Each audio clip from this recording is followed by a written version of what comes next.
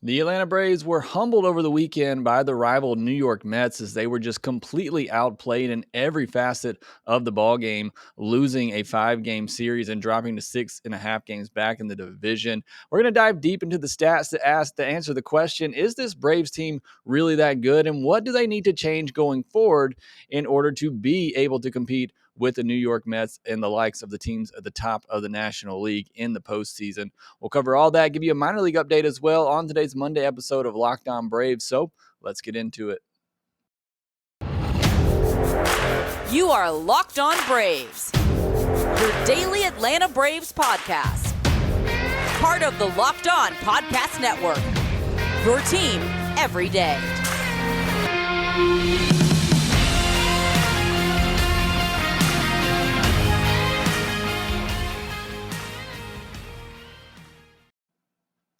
Hey, welcome back to Locked On Braves, part of Locked On Sports Atlanta, where we cover your favorite Atlanta sports teams each and every day. I am your host, Jake Mastroianni. You can follow me on Twitter at shortstopball. Check out my links there to see everywhere I am covering the game of baseball, including the Atlanta Braves in written form over at tomahawktake.com. Also, make sure you follow the podcast on Twitter at LockedOn_Braves, where you can be part of the podcast, send in any questions, comments, or feedback that you have. I'll be doing a mailbag episode tomorrow, so make sure that you send those questions in. If you're watching on YouTube, make sure you hit that subscribe button, hit that thumbs up button, and hit that notification bell so you get notified whenever we post a new episode. And thanks for making Locked On Braves your first listen each and every day. Posting episodes daily, 5 days a week, Monday through Friday, and are free and available on all platforms. And I want to remind you that today's episode is brought to you by Vroom, Vroom. With Vroom, you can buy a car entirely online and have it delivered straight to you so you never have to go to a dealership again. So next time you need to buy a car, just grab your phone, go to vroom.com, and check out thousands of great cars. On today's podcast, we're going to be talking about the series against the New York Mets. Obviously, not a great one for the Braves, but I want to talk about, really want to focus most of this podcast on is what's going wrong with the Braves. Why aren't they able to compete with the Mets? What needs to change? Going to dive deep in the numbers to really answer the question, is this Braves team really that good? Are they one of the better teams in all of baseball? And if not, what needs to change in order for them to get to that level? Also, at the end of this podcast, I want to give a minor league update. Haven't done one of those in a while. Hopefully that'll be a little bit more encouraging than what we saw over the weekend. But hope you stick around with me in this podcast because I've gone through a lot of numbers here, really just trying to find out the areas of weakness for the Braves and why they're coming up short in these big games. And I think you got some numbers that are really going to open your eyes. But before we get into that, first just want to talk briefly about the series against the Mets. And I don't want to stay on this too much because not a lot of good came out of that. A 5-game series, and the Braves pick up one win in that series. They were just completely outplayed in every aspect of the game by the Mets. It's really what we saw in the last series when the Braves played the Mets. They're now 6.5 games back in the division. The division race is looking rough at this point. It's hard to imagine the Braves really coming back from this after the way they played this past weekend. And for me, it comes down to starting pitching. Talked about this on the postcast with Grant McCauley. When you look at these two teams, it really comes down to the starting pitching. Who is able to get to the starter in those first 5-6 innings of a game? That's ultimately what has determined these last 7 games that they played. I mean, that's what determines a lot of games. But when you look at the head-to-head pitching matchups, it's really coming down to the starting pitching in these series. And you look at the Braves starters in this series overall, 24 innings pitched. That's 4 2/3 innings per game. So on average, Braves starters aren't making it through 5 innings. In fact, over the weekend, only Max Fried and Kyle Wright made it into the 6th inning. Anderson and Odorizzi both came just short at 4 2/3 innings. So you're not getting a lot of length out of the starting pitching. Also, Spencer Strider went 2 2/3. I'm going to talk about that in a minute. You can throw that start out the window because of CB Buckner. But either way, Brave starters are not giving you much length in the game. You look at the Mets, it wasn't much better. They pitched 25 innings in this game. That's 5 innings pitched per game, but that takes into account the Taijuan Walker start where he only went 1 inning. All of their other starters went at least 5 2/3 innings in this series, or 5 1/3 innings. So again, Mets pitchers are giving you length. Braves pitchers, starting pitchers are not. You compare hits. The Braves pitchers, starters gave up 32 hits. Each starter gave up at least 6 hits. Now you compare that to the Mets starters. They only allowed 19 hits, and only Taijuan Walker allowed more than 4 hits in a start. You look at the walks, and this is the one for me. 12 walks given up by Braves starters, only 5 by Mets starters, and 3 of those came from David Peterson. And on the Braves side, Max Fried only walked 1 of those. So the other 11 came from the other 4 starters in the series. So that right there is a big difference. That comes really into approach at the offense on the offensive side. We'll talk more about that here in a minute as well. You look at earned runs. Brave starters gave up 18 earned runs. Met starters gave up 13. But again, 8 of those came against Taijuan Walker. You look at strikeouts. Braves lead the league in strikeouts. They're great at striking out batters, right? 21 strikeouts in 24 innings for Brave starters compared to 34 strikeouts by Mets pitchers in 25 innings pitched. So by all accounts, again, especially you take out the Taijuan Walker start, Met starters are just out pitching the Braves starters. And again, some of that has to do with the two offenses as well, and the offensive approach by the Mets hitters and the lack of approach by Braves hitters. But when it comes down to it, if the Braves are going to beat the Mets, their starters are going to have to do a better job of limiting damage and pitching deeper into games. And that has yet to happen. It did not happen at all in this series. You know, Max Fried had the best outing of all Brave starters, as you might imagine. And, you know, he still allowed 4 runs, only 2 of them earned. Defense really hurt him in that game. But still, he gave up 6 hits and a walk. Not terrible. But again, if the Braves are going to turn this narrative around against the Mets, for me, it all comes down to the starting pitching, which has been great for the Braves outside of the series against the Mets. Something has to change there. They have to be able to throw more strikes, to go deeper into games, and to limit damage. Again, in the second segment, I'm going to break down all these stats, and I'm going to give you some reasons or some things that the Brave starters could work on overall in order to help them do that. I mentioned Spencer Strider's start. Home plate umpiring was atrocious in this series for both sides. And I'm not saying that it would have made a difference in the outcome of any of these games. But for Strider's start in particular, you might as well just throw it out the window. CB Buckner did him no favors in that start, constantly squeezing him, getting him behind in counts, making him throw more pitches. Look, again, an 8-hour delay in the first inning didn't help. His defense did not help him. He got a couple of ground balls that could have been double plays in that first inning that weren't turned, made him have a 30-pitch first inning.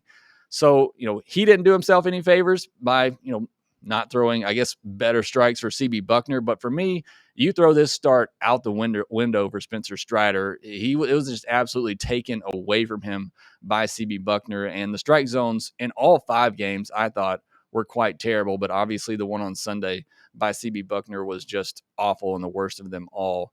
Look, the Mets are a better team. Like I said, none of that probably has anything to do with the outcome of this series at all, but the Mets are just a better team right now. And there's still 7 games head to head. The Braves really got to figure something out in order to come back, because you pretty much have to win all of them, at least 6 of them, if you have any chance of coming back and winning this division.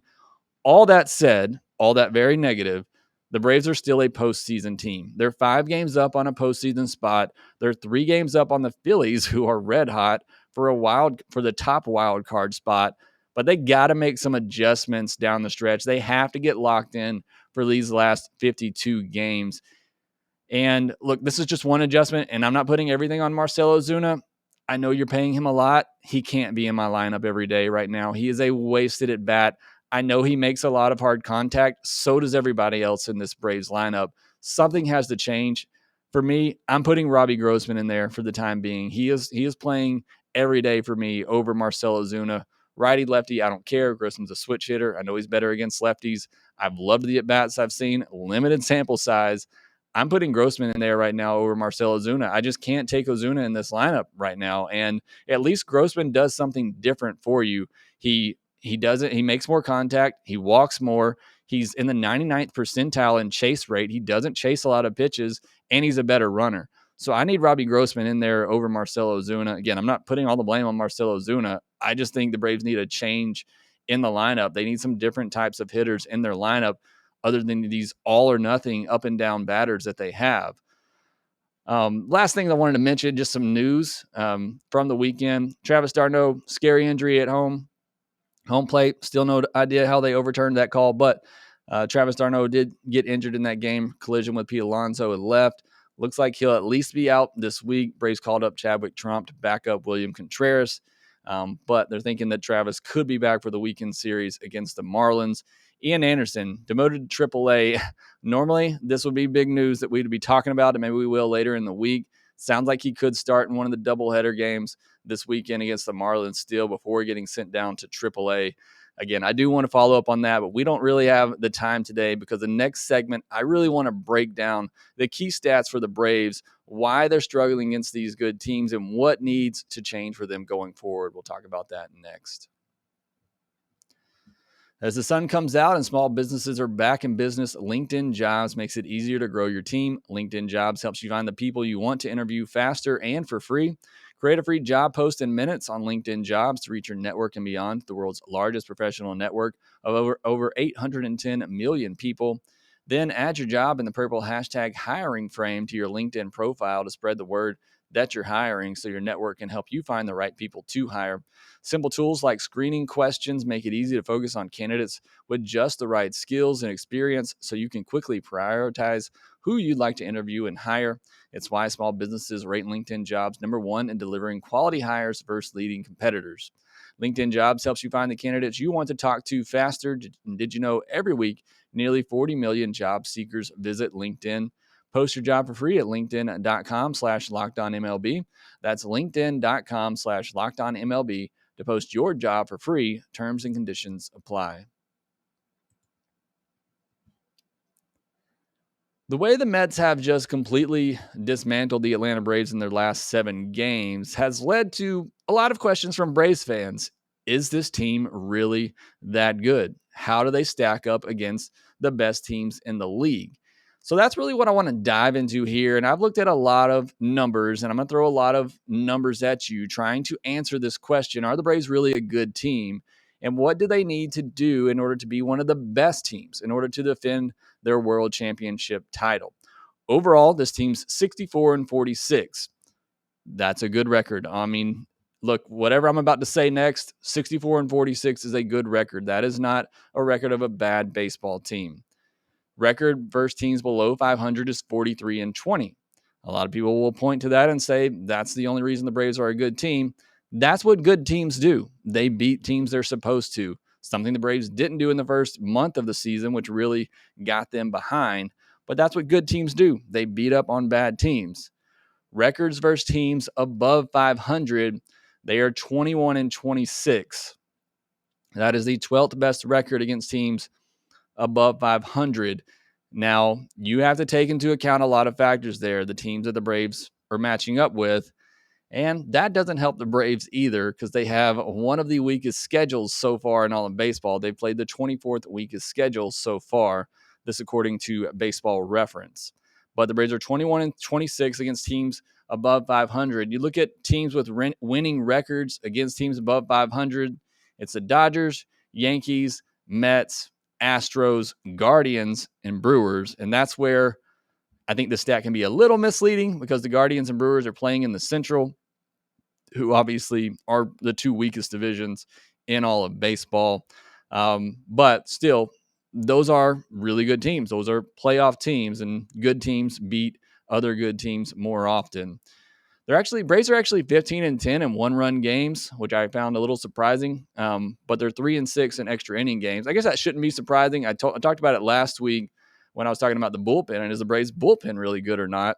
They're 25-16 in 2-run games, so they are doing a great job in those close games, except for the extra innings games. 37-22 at home, 27-24 on the road. 16-2 in day games. That has been widely noted how bad they've been in day games.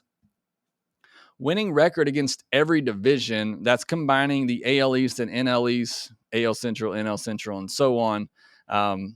But they have a winning record against every division, and they have a winning record in interleague play. I mentioned they played the 24th week of schedule so far, and they have a plus 81 run differential, and that's sixth best in all of baseball. So again, it's kind of hard to look into those and say, is this a good team or not? Everything, the run differential, winning record against every division, winning record in close games. The only thing that really stands out is a losing record against good teams and the day game situation. Those are the only thing that really goes against the Braves. So let's dive a little deeper. Let's look at stats in terms of hitting and pitching. For hitting, they're fourth in runs, seventh in hits, fifth in doubles, second in home runs, but 23rd fewest walks, second most strikeouts, 14th in stolen bases, seventh most caught stealing, 11th in average, 18th in on base percentage, third in slugging, fourth in OPS. They're the only team in baseball this year without a sacrifice bunt. I don't know that accounts for anything, but I thought it was worth mentioning. 24th in sacrifice flies. If anything, I just believe that goes to tell you that this team does not play small ball. They are not looking to move runners over. They are looking to hit a home run, which is what we're going to talk about a little bit more later. They have the 8th highest BABIP, batting average on balls in play. So a lot of people like to point at the luck for the Mets. You got to let that go. The Mets, it's over 110 games now, or it's been 110 games. The Mets succeed that way because they put the ball in play. And even when the Braves are doing so, they have a 297 batting average on balls in play. Again, that's 8th highest in baseball. The Mets are at 303. That's not that big of a difference. The reason the Braves are getting that high of a BABIP is because when they put the ball in play, they hit the ball hard. The reason the Mets is that high is because they just put the ball in play a lot, and you do that, and you're going to get more hits. That's just common sense. The Braves had the third highest average exit velocity and the third highest hard hit percentage. Again, they put the ball in play. They hit the ball really hard. This is where it gets bad, though. They have the 4th highest chase rate in all of baseball. It means they're chasing a ton of pitches. They have the highest whiff percentage in all of baseball, which means they are swinging and missing the most. And they have the 2nd worst zone contact percentage. That means even when they're swinging at pitches in the zone, they're not making enough contact. It is an all or nothing approach for this Braves offense. And there's nothing in between there. When they're making contact, they're hitting the ball hard, they're slugging, they're hitting home runs, but there's nothing in between there. If they're not doing that, then they're striking out. They're not putting the ball in play. They're swinging and missing a ton. Now, looking at the pitching staff, they're 7th in ERA, they're 11th in WHIP. They have the 11th most walks, but they're 19th in walks per 9. They have the most strikeouts, as I mentioned earlier. The Mets are 2nd, but they're 3rd in strikeouts per 9 innings, where the Mets are 1st in strikeouts per 9 innings. They're 23rd in pitches per inning, which I thought was pretty interesting stat there. They average 16.59 pitches per inning. You really want to be under 15. So the Braves are over that, throwing a lot of pitches. 22nd in double plays. That goes a lot into the defensive positioning as well, and that really started last year. Now, there's a lot of talk about the Braves changing up their shifting and defensive positioning for why they kind of got hot in the second half of last year. But the one thing I've noticed, even when they were good last year, but this year as well, they're just not great at turning double plays, and that's really hurt them a lot. 22nd most double plays. 6th in average exit velocity. Braves start pitching doesn't give up a lot of hard hits. 8th in hard hit percentage. 3rd in whip percentage. 7th in chase percentage. I mean, the Braves get a lot of swing and misses. They get a lot of strikeouts. They're 6th in weak contact percentage. But this is another interesting stat. Kind of goes in lines with the pitches per inning. They're 20th in first pitch strike percentage. So they're just not throwing a lot of first pitch strikes. They're falling behind and having to come back, throwing a lot more pitches, leading into the other stat that we talked about. They've given up the 28th fewest home runs. It kind of feels like that's not the case because I think when the Braves pitching gives up home runs, it stands out, but they don't give up a lot of home runs. They strike out a lot of batters. Braves pitching staff is pretty good. There's a couple of things here that stand out. We'll talk about in just a second. But in conclusion, looking at all those stats, looking at the records, this is a good team. but they have some obvious weaknesses. It's not a top 5 team. They're not in that upper echelon. They're a top 10 team, but it's still a good team. But again, they have some obvious weaknesses, and I'm going to go over some of those. Offensively, too much swing and miss. It's just plain and simple. There's just too much swing and miss. You have the highest whiff percentage in all of baseball. Too many strikeouts kind of goes along with that. Just not putting the ball in play enough. Not enough walks as well. And that's why the on base percentage is just not that high where it should be. They're 18th in on base percentage. I think I may have skipped over that. They're 18th in on base percentage. That's just not high enough for a great team. Too much station to station as well. I couldn't really, point this out from the stats, but outside of Michael Harris, Ronald Acuna Jr., and Dansby Swanson, this is a station-to-station ball club. You're not seeing too many players take the extra base. You're not seeing too many players go first to third. And that's also hurting the Braves' chances in scoring runs. Combine that with the fact that they don't sacrifice at all, as we've seen. No sac bunts all year long. And they're not great at getting runners in from third on a sacrifice fly either. So there's just too much station to station. The base paths are getting clogged up, and they're waiting on that home run instead of manufacturing runs. That's a big problem for this offense. Now, if you change that approach, because what makes the Braves so good, what makes their offensive numbers for the most part so good, is they hit a lot of home runs and they slug. If you change that approach where you want less swing and miss, where you want more contact, does that take that away? Does that take away some of that power? Do you sacrifice power for more contact?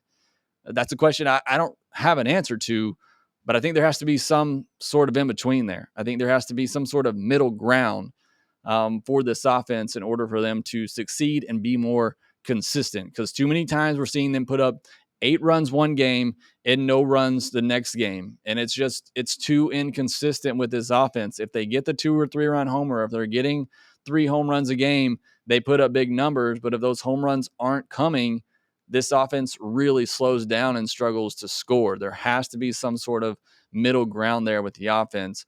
The pitching side, I still believe the pitching is very good. I know in the first segment I started talking about the starting pitching and how bad they've been, but that's because the Mets are just a really bad matchup for the weaknesses of this starting pitching, and that is too many walks, not getting ahead enough. And that's exactly what the Mets do good on the offensive side is they will take pitches. They are very comfortable hitting with 2 strikes, and they don't walk. They foul off pitches. They put the ball in play. That's just a terrible matchup for what the weaknesses of this Braves pitching staff is. They really rely on hitters swinging and missing, chasing pitches out of the zone. Mets hitters do not do that. So it's a nightmare matchup for the Braves pitching staff. They have to change that. They waste too many pitches, even when they get ahead. Even Spencer Strider yesterday, when he got ahead, when he got a call from CB Buckner, he's throwing sliders way outside the zone that nobody's ever even going to think about chasing. And that's not just to call out Spencer Strider. That's all Braves pitchers, except for maybe Max Fried. They're all throwing too many waste pitches when they get ahead in the counts, and that's driving up that pitch count as well. So, and you ask the same questions for the pitching staff. If you throw more strikes, if you're in the zone more, does that take away some of the strikeouts? Does that make you more vulnerable to give up more hard contact? Because again, Braves don't give up a lot of hard contact. They strike out a ton of batters, but they're also throwing a lot of pitches. They're leaving games early. They're walking too many batters. Again, got to be some sort of middle ground there. And that's kind of my next point. There needs to be some balance. There has to be some in between. The offense has to have a feel for the game. And knowing when you're down by 3, you just need a base runner. A solo home run's not going to do you much good. You need to get on base and move the line in those situations. And you just don't see that. You don't see a change in approach from these hitters. It's the same thing every time up there for every swing. It's trying to hit one out of the ballpark. And yes, it happens a lot. But when it's not happening and you're striking out, that does no good. So again, there's got to be some sort of in between, some sort of feel, knowing the situation, when you just need to make contact and when you do need to go all out and swing for that home run. There's just got to be some sort of feel for how the game is going and what situation the game is in. And there has to be some adjustment. For the pitchers, for me, it just comes down to getting ahead, limiting the walks. Again, I think this pitching staff is still really good. They just got to change that one thing about them and be more aggressive in the zone, trusting their really good stuff, which gets all that weak contact. And I think they'll be just fine. I have more confidence in the pitching staff going forward than I do the offense right now. So the other question here is, what happened last postseason? Because this is the same team, same approach we saw last offseason. And again, I don't have the stats to prove it from going back to last postseason, but it just seemed like the Braves hitters were more locked in the postseason for whatever reason. And maybe they flipped that switch this year. I don't know. I think that's, a lot of wishful thinking, but it just seemed like the at-bats were much better. You go to the Jorge Solero bat in Game 6. I know Soler's no longer with the team, but I think this was evident throughout the Braves playoffs last year, not just with Soler, but a lot of the other Braves hitters who are still here. But you go back to that at-bat in Game 6 before the big 3-run homer that ended the World Series. It was a ball, a swinging strike, a ball. He's in a 3-1 hitter's count, takes a called strike, so it's 3-2. He fouls off 2 really good pitches and then gets one that he can hammer, and it goes for a 3-run homer, and the Braves win the World Series. Again, it wasn't just Soler doing that, although Soler was great at that when he was with the Braves. You saw almost every Braves hitter having that type of at bat. We just don't see that right now. And again, maybe it's because of a lack of focus. Maybe they're just waiting on the postseason. I don't know. That seems like a bad strategy. But I would love to see more of that in these regular season games, these last 52. See them turn that around and put that focus on, and every at bat have that type of intensity and focus. We're seeing innings right now where they go up there and it's 5 pitches and they're out, and it's 3 weak ground balls and they're out of the inning. That just can't happen. We have to see more consistent, good at bats from this lineup. We're just not getting that right now. So again, I know that's a lot of rambling, a lot of talk. Hopefully it was very insightful for you and kind of looking at what the weaknesses are of this team and what needs to change going forward. But ultimately for the offense, it's better approach at the plate, having more consistent at bats, putting the ball in play more, and just having a feel, really for me, having a feel and approach for the situation of the game. They just don't have that. They're too station to station. Again, for me, it's just a lack of focus, a lack of approach by each hitter. It's the same thing every time up there. There's got to be some change there for the pitching. Get ahead, stop wasting pitches, trust your stuff in the zone. That's really it for the pitching side of things. I think the Braves can get there, but they got some work to do over these last 52 games to get there. BetOnline.net is the fastest and easiest way to check in on all your betting needs. Find all your favorite sports and events at the #1 online source for odds, lines, and games. Find reviews and news of every league, including Major League Baseball, NFL, NBA, NHL, combat sports, esports, and even golf. BetOnline continues to be the top online resource for all your sports wagering information. From live in-game betting, scores, and podcasts, they have you covered. Head to BetOnline today or use your mobile device to learn more about the action happening. BetOnline, where the game starts. It's been a while since I did a minor league update. So what I wanted to do today is go over the last 30 days for the top 10 prospects that I have right now. As always, if you disagree with my top 10, let me know who you think should be in there. And as some of these newly drafted prospects start playing, which we'll talk about some of those as well, they'll obviously start coming into this list.